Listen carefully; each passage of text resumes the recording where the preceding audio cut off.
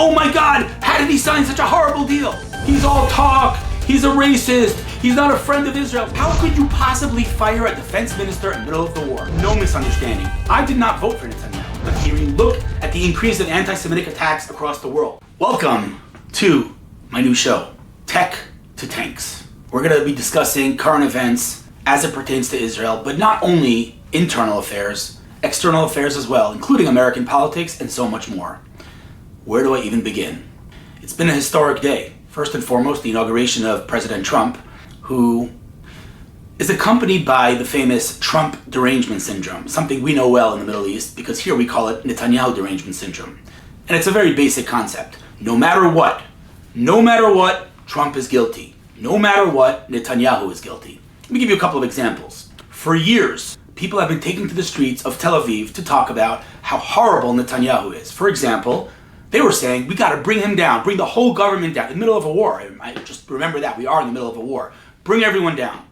The very next day, Netanyahu fires the defense minister. Why does he fire the defense minister? Because he was being disloyal to his government. He fires him, and those very same people were in the streets calling for the entire government to be taken down. All of a sudden, they're complaining, how could you possibly fire a defense minister in the middle of the war? Are you for real? But it's much worse than that. Let's talk about this deal, because it's all anyone's talking about. For months, those people have been taking to the streets to say, Netanyahu is sabotaging a deal. Hamas has offered a deal, and Netanyahu has said no time and time again. Why? Because of personal issues, because of legal issues. He just wants to continue the war. We should sign a deal at all costs. That's what they were saying. Look what happened. He signed the deal. You would think, if those people had integrity, they would get up and say, we were wrong. Look, Netanyahu signed the deal. Instead, what are they saying? Oh my God, how did he sign such a horrible deal? Do you guys know what hypocrisy means? You ever hear of a double standard? Same thing with Trump. He's all talk, he's a racist, he's not a friend of Israel. Really? I think it's fair to say that what Trump did in his first 24 hours in office is more than Biden did in 4 years. The moral clarity with which Trump speaks and acts is something we all missed terribly over the last 4 years with the Biden administration. So enough with the derangement syndromes. It's time people get up and admit we were wrong.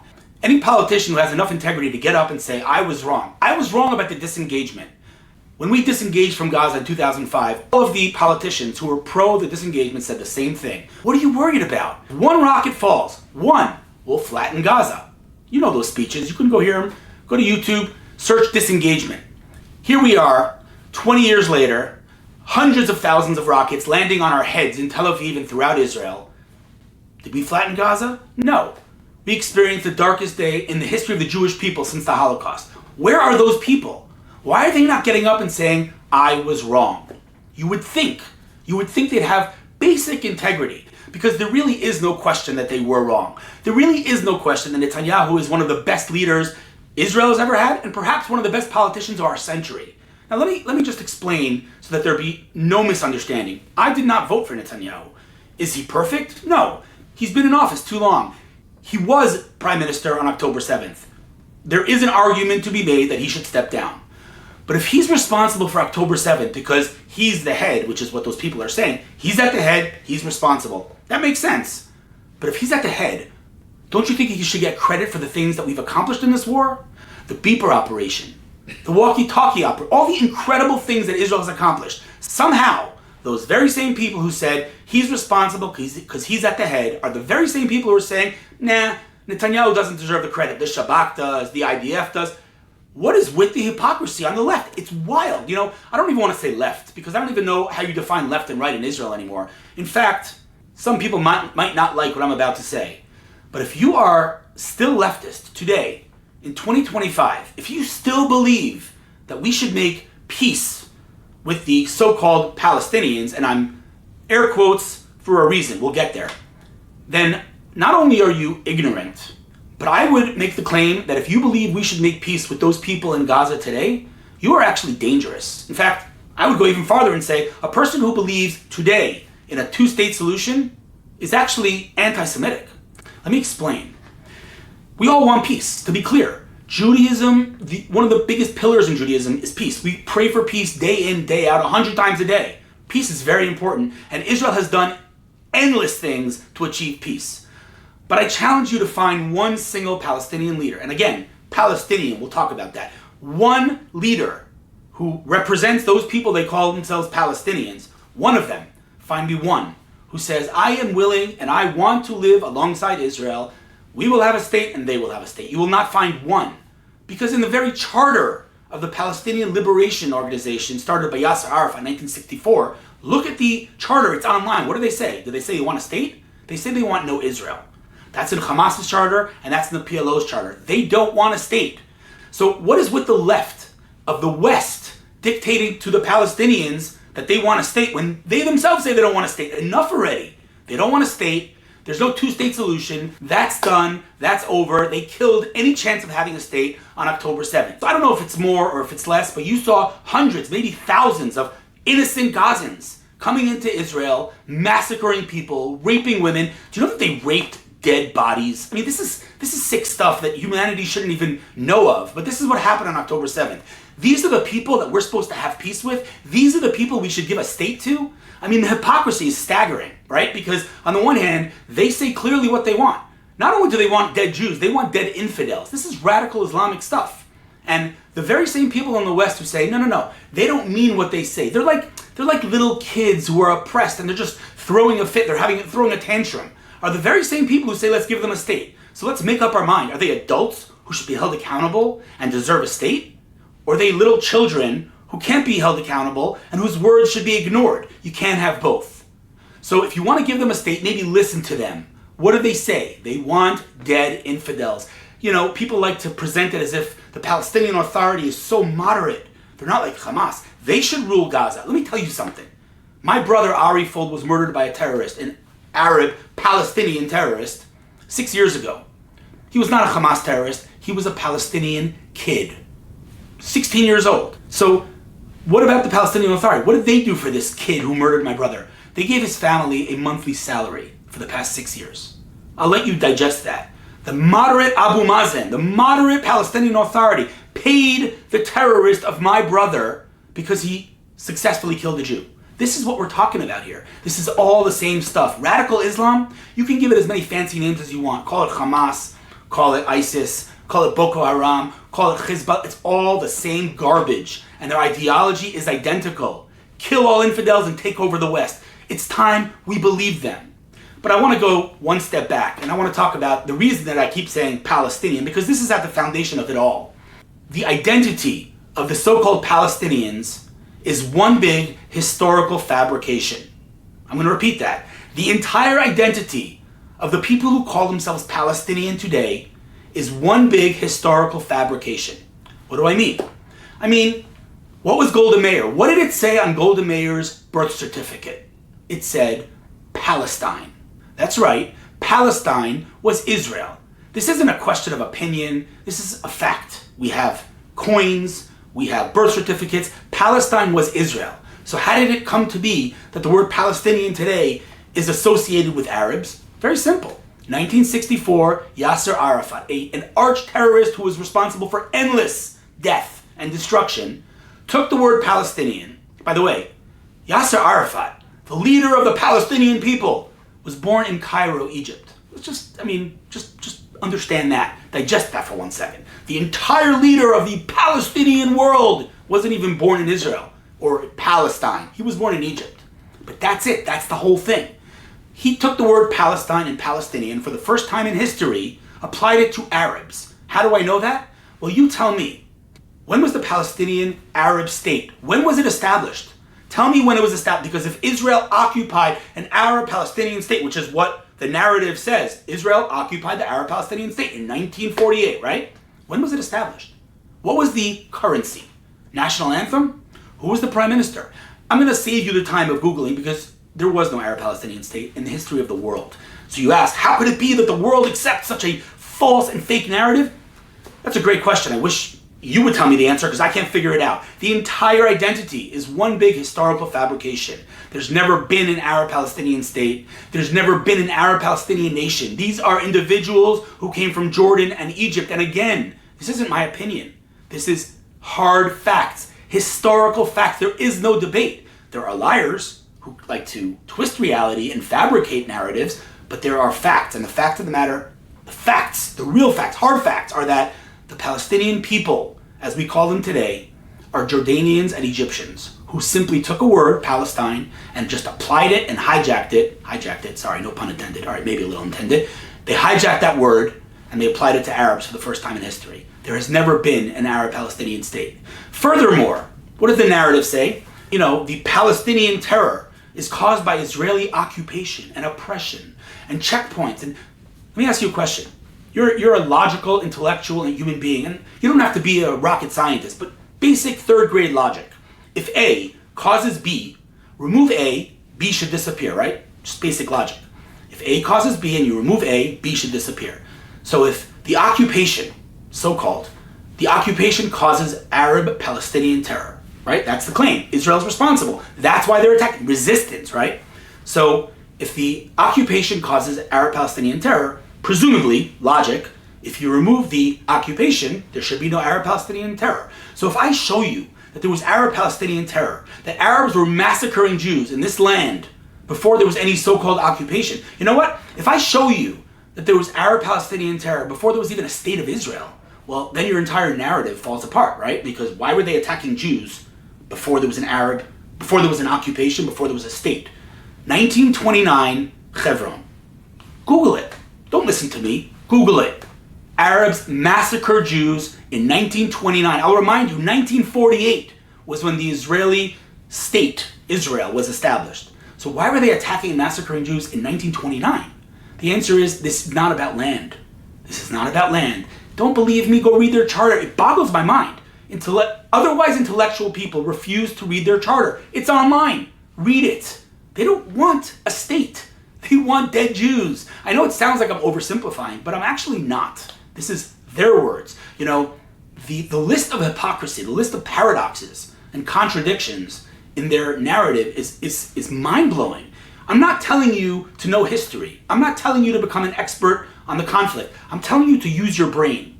Explain to me, how could it be that the very same people who are saying that we made up the Holocaust are the very same people yelling, Hitler was right, he should have finished the job? Well, which one is it? How are the same people who are saying that the Gazans are starving in Gaza, are the very same people who are saying that the hostages are being fed well? Which one is it? You can't have both. And furthermore, this genocide claim, this blood libel, this genocide thing, again, forget facts, forget just logic. If Israel wanted to commit genocide in Gaza, right? If Israel wanted to flatten Gaza and kill all Gazans, Israel has a very strong air force. Why is Israel sending in soldiers on foot and risking our children? Why is Israel doing that? We would just bomb from the air and flatten Gaza. Done. Finished. End of story. The answer is we're not trying to commit genocide. It's a blood libel. And it's a ridiculous blood libel. By the way, after we've signed the ceasefire deal, you see these, excuse me for saying it this way, these fat Gazans who are clearly fed pretty well, standing up and declaring victory. So is it genocide or is it victory? Make up your mind. Enough with these ridiculous paradoxes. The list is very, very long, by the way. The list of paradoxes is quite literally, I mean, Gaza was an open-air prison before October 7th. It was impossible to live there. Also, Gaza was a paradise before October 7th. Which one is it? Make up your mind. The answer is, when you have a fabricated identity, and everything that your entire identity is based on is a lie, well, let's just pile on the lies. Let's just keep going, because the world eats it up. And the propaganda machine of those people who call themselves Palestinian, my hat's off to them. They're about the best marketing agency I've ever come across. I'd hire them to market my business. They're amazing. I don't expect more from them because radical Islam has an actual value to lie in order to take over the West. It's a real thing. Go Google it. What I do expect more, or who I do expect more from, is the West. How are they buying this garbage? It's unbelievable. And I don't like to pull the anti-Semitism card. In fact, I'm going to try to not even use that word on this show. I'm going to try to stay away from that because it's an easy cop-out to say, it all comes. But the reality is, and again, I'm going to try to not go there after this right now. The reality is, you try to justify and find rationale in any of their narratives and any of their actions and any of their policies, you will eventually hit a brick wall. And that brick wall is anti-Semitism. You're going to keep asking, well, why do they do that? Well, why do they do that? The answer is anti-Semitism. I'm going to try not to go there, but you have to start thinking how any of this makes any sense without the foundational, fundamental principle of they hate Jews. Again, that's not me saying it. It's them saying it. You want to read Palestinian leaders' quotes? kill every Jew, let them hide behind rocks and trees, kill them all, kill all infidels. This isn't me, this is them. It's at the foundation of everything that they stand for. And there is no difference between the Palestinian Authority and Hamas. Maybe they do a better job, they wear suits. The Palestinian Authority, Abu Mazen, pretends that he's a diplomat, he's a politician. The guy wrote a doctorate on Holocaust denial. This is what we're talking about here. So let's not pretend that the Palestinian Authority are the moderates. Let's not pretend that the Palestinian people have a real identity and a real history. Let's stop with the lies. Let's try to understand the things that we let out of our mouths, because words matter. And I don't need to tell you what happens when there's dangerous rhetoric and what it leads to. We've seen this in history. So all the dangerous rhetoric being told about the Jews, all the blood libels, we've seen them all. They're dangerous and it needs to stop. And I hope, as Trump got inaugurated, I hope that Trump will reverse things. I saw that many of the executive orders that he passed include, deporting people who support terrorist organizations. And I really hope he stands by his word, and I have no reason to believe he won't. And that's another thing, another topic. Oh, Trump is an anti-Semite, Trump hates Israel, Trump's not loyal, you can't trust. Come on, look at his actions. Stop with the, okay, let's say you don't like his personality. You're not marrying the guy. You're not hiring him to babysit your kids. Look at his policies. He moved the embassy from Tel Aviv to Jerusalem, the U.S. Embassy. Do you know how many presidents before him refused to do that because of the fear of it will start World War III? Trump didn't care. He moved it, and guess what happened? Nothing. He recognized the Golan Heights. Guess what happened? Nothing. So he's been a good friend to Israel and the Jewish people, and I have no reason to believe that that won't continue. And based on his first day in office, it's already continuing, right? And then there's the whole Elon Musk thing. He did a Nazi salute. Would you stop? Stop parroting the ridiculous media that's looking for clicks. All they need are clicks. And you know what gets clicks? Lies. Sensationalism. Poison. You're going to tell me Elon Musk is an anti-Semite? Are you serious right now? The guy walks around the doggy tag for the hostages. The guy went to Auschwitz. Go watch or listen to any of his spaces on Twitter, on X. He could not be any clearer that he loves the Jewish people. Go read his thing. So he did a salute, which he should not have done. He's an awkward dude. He shouldn't have done that. But to say that he is a Nazi supporter or a Nazi sympathizer, get real. Ridiculous already. Stop with the lies. Let's have a little bit of moral clarity in a very morally bankrupt world. It's time we spoke the truth, because rhetoric and words matter and they lead to violence. And we see that already. This isn't hypothetical. This isn't a theory. Look at the increase of anti-Semitic attacks across the world. I mean, Canada's gone. UK, gone. US, on the way. Hundreds of percentage of increase of anti-Semitic attacks. It's wild to see in 2020. I gotta be honest. I knew this was going to happen because history repeats itself. I did not in my wildest dreams imagine that it would happen in my life. And it's happening. And I say to my friends in the States, I love you guys. I understand why you're there. You built a whole life. It's not easy to pick up. But the question is, what has to happen? Because it seems to me it's all happened. Anti-Semites in Congress, synagogues being vandalized, windows being shattered, Jewish institutions being attacked, Jews being harassed and even assaulted on the streets of America, main cities. There was a Jew killed in Los Angeles, literally hit over the head and murdered. So it seems to me that it's all happened. So I ask my friends in the States, what has to happen for you to say this is not my home anymore? And I hope whatever they do decide that it won't be too late. And I know that sounds scary because, America's not Europe. You know what else wasn't Europe? Europe. My grandmother said, this is in Spain. You know what? It happens in every generation. It happened in Europe, the enlightened Germany, and it could happen today. Will there be concentration camps in America? Probably not. But again, in every generation, it takes on a new face. And this generation's face is what we call anti-Zionism. I'm an anti-Zionist, not an anti-Semite. You fool. Anti-Zionism? Do you know what Zionism is? It's the movement to bring Jews back to their eternal indigenous homeland. It's the school of thought that Jews deserve a homeland after everything they've endured throughout history. Do you know how many Muslim countries there are in this world? One Jewish country is just too much. This little speck on the map in the Middle East, just too much. If you're anti-Zionist, if you believe that Jews don't deserve a homeland in their indigenous homeland, you are an anti-Semite. If you're anti-Zionist and you do not believe the Jews deserve a home, then you're anti-Semitic, period. The anti-Semitic attacks could not be any more blatant, any clearer. They're literally exploding. The numbers are insane. We need to open our eyes. We need to realize that radical Islam is infiltrating and penetrating every single component of Western society across the board. And this was their plan, their declared plan, right? Again, going back to the paradoxes, right? The Jews, the Israelis exaggerated October 7th. It didn't happen.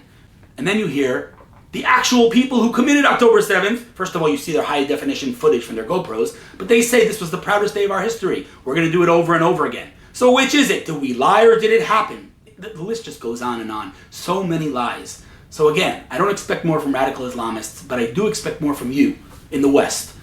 Open your mind, understand that there are actual facts, and then there's propaganda. Those two things are not the same.